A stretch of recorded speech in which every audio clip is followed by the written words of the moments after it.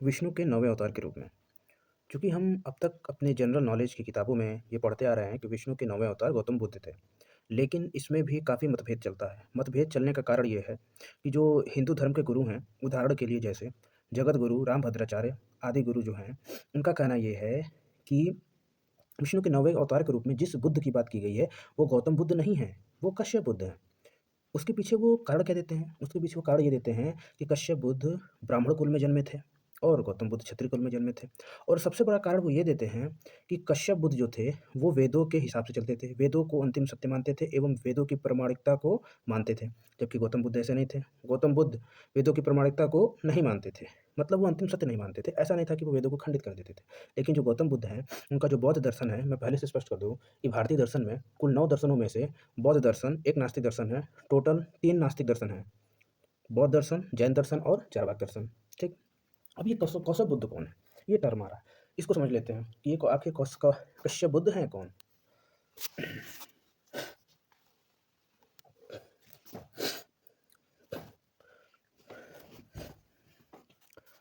भागवत पुराण के पहले स्कंद के तीसरे अध्याय के 24वें श्लोक में सिर्फ और सिर्फ संस्कृत में लिखा हुआ है, बुद्ध शब्द का जिक्र है। वहाँ न कोई गौतम बुद्ध लिखा है, न कश्यप बुद्ध लिखा है, स्पष्ट रूप से कुछ नहीं लिखा है। लेकिन ऐतिहासिक रूप से अधिकांश विद्वानों के हिसाब से अगर देखा जाए, ऐतिहासिक पृष्ठभूमि के हिसाब से देखा जाए, तो गौतम बुद्ध ही माने जाएँगे। लेकिन उस पे हिंदू धर्म के कुछ गुरु हैं, वो अपनी शंका प्रकट करते हैं, ठीक? अब हम पहले ये जान लेते हैं कि गौतम बुद्ध से पहले भी भारत में ऑलरेडी 27 बुद्ध हो चुके हैं, यानी टोटल 28 बुद्ध हुए हैं, गौतम बुद्ध को मिला करके। पहले बुद्ध जो हैं थे, वो तड़हंकर थे, दूसरे बुद्ध मधंकर थे और जो 27वें बुद्ध थे, वो कश्यप बुद्ध थे, वो ब्राह्मण कुल में जन्मे थे, ठीक? यानी टोटल जो 28 बौद्ध हुए हैं अब तक, उसमें से मोटा-मोटी एक आंकड़ा है कि 25 जो बौद्ध हुए हैं, वो क्षत्रिय थे और जो 3 बुद्ध हुए हैं, वो ब्राह्मण थे।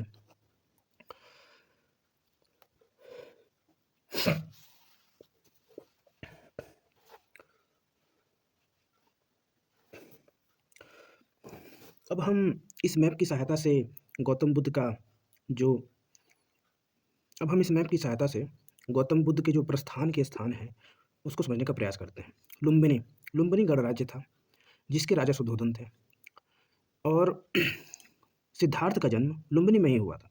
लुम्बिनी ये पूरा क्षेत्र है, इसकी राजधानी जो थी, वो कपिलवस्तु थी। इसकी राजधानी क्या थी? कपिलवस्तु थी।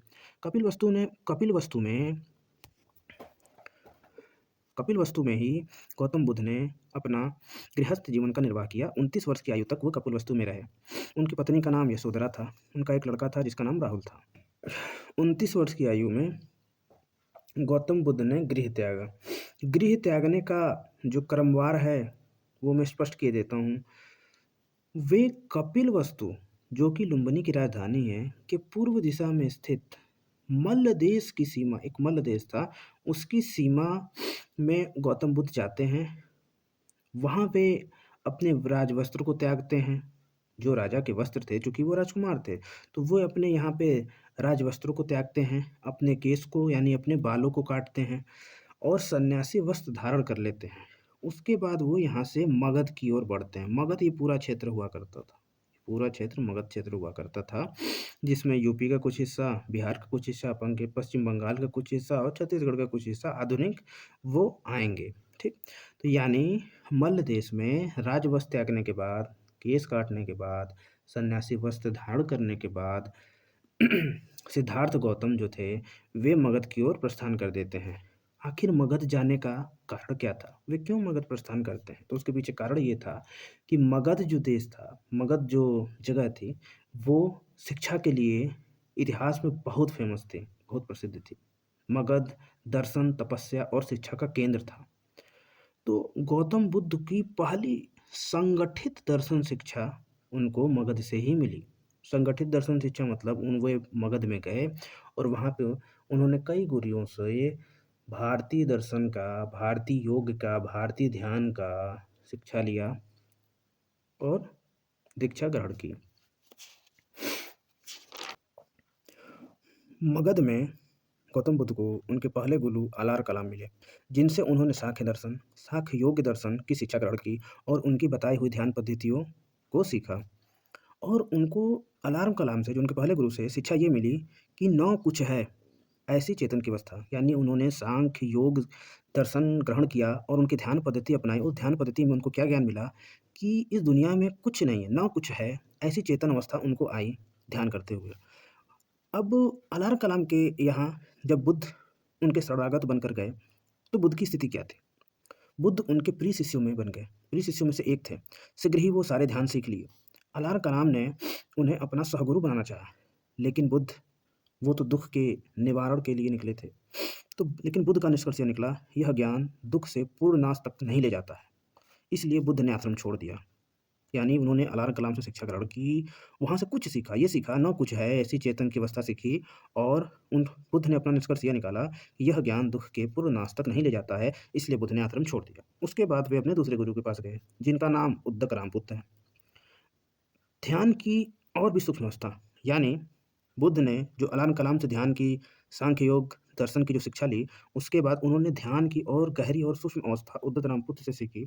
वहाँ उन्होंने क्या शिक्षा ग्रहण की? वहाँ उन्होंने ये शिक्षा ग्रहण की, न चेतना न अचेतना, ये अत्यंत सूक्ष्म अवस्था है।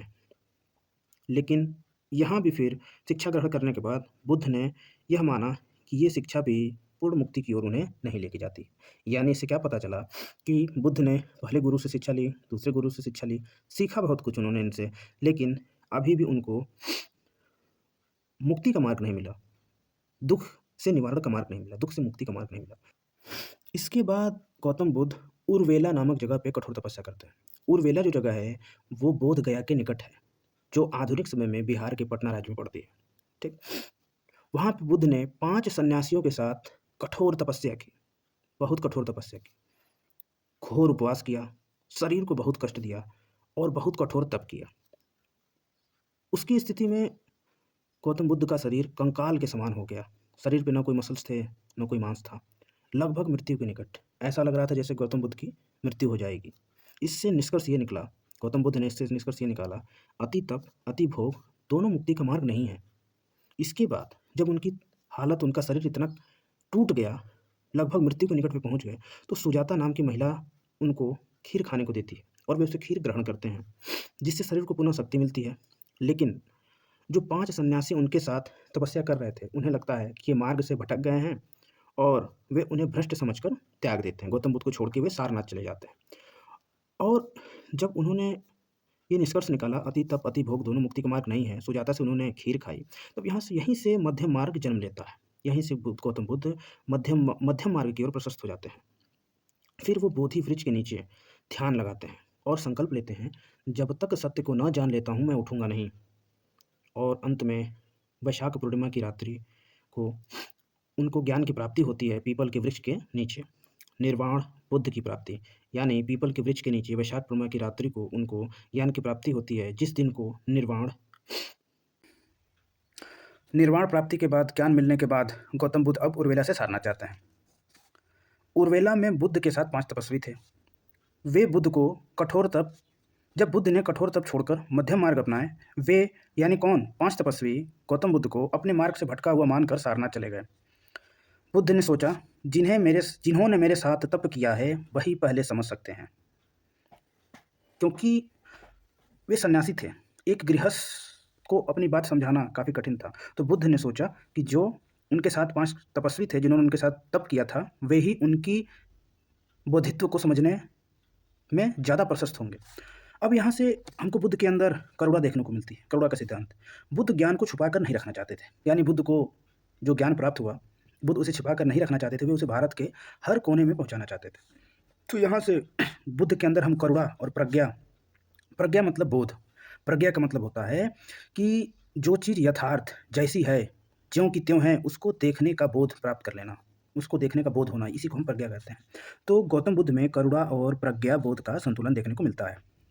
करुणा कैसे? जिन्होंने उन्हें छोड़ा, जिन 5 तपस्वियों ने उनको छोड़कर वो सारनाथ चले आए, उन्होंने उन्हीं से अपने ज्ञान की शुरुआत की और उन्हीं को ज्ञान देने के लिए बुद्ध सारनाथ आते हैं। 5 जो तपस्वी थे, उनको सारनाथ में उन्होंने संदेश दिया। इस घटना को चक्र परिवर्तन सूत्र कहते हैं। सारनाथ में 5 भिक्षुओं को शिक्षा देने के लिए जब गौतम बुद्ध गए, तो उन्होंने सबसे पहला जो वाक्य था, उन्होंने सबसे पहले जो शिक्षा दी, वो उन 5 भिक्षुओं से उन्होंने ये कहा, 2 छोरों से दूर रहो। यानी 2 पॉइंट से दूर रहो। वे छोर कौन से थे? वे 2 छोर थे, अति भोग यानी अति काम सुख में डूब जाना, इससे भी दूर रहना है। दूसरा वो छोर था अति तपस्या यानी शरीर को कष्ट देना, मतलब अति भोग और अति तपस्या दोनों से दूर रहना है, तुम्हें बीच का मध्यम मार्ग अपनाना है। यही शिक्षा, यही पहला वाक्य था गौतम बुद्ध का उन 5 भिक्षुओं को सारनाथ उपदेश में, और यहीं से मध्यम मार्ग की स्थापना होती है। बुद्ध ने कहा, यह मध्यम मार्ग ज्ञान देता है, शांति की ओर ले जाता है। मध्यम मार्ग के बाद वे अपने अष्टांग मार्ग को बताते हैं। अष्टांग मार्ग की चर्चा जब बौद्ध दर्शन में हम उनके दर्शन को गहराइयों से समझेंगे, 4 आर्य सत्यों को जानेंगे, क्यों बुद्ध के अंदर वैराग्य पैदा हुआ इसके कारण को जानेंगे, तब हम अष्टांगिक मार्ग को देखेंगे। इसमें 8वें मार्ग बताए हैं, सम्यक दृष्टि, सम्यक ज्ञान और संयम के बारे में, उसकी चर्चा बाद में की जाएगी। इसके बाद अष्टांगिक मार्ग के बाद वे चर्चा करते हैं 4 आर्य सत्य की। बुद्ध ने जो 4 आर्य सत्य दिए कि संसार में दुःख है, दुःख का कारण है, दुःख का निवारण संभव है और जो दुःख का निवारण है, 4 आर्य सत्य बुद्ध ने दिए। और उनके जो 5 भिक्षु थे, इनमें से सबसे पहले कौंडिन्य नाम के भिक्षु ने सबसे पहले सत्य को समझा, उनके ज्ञान को ग्रहण किया।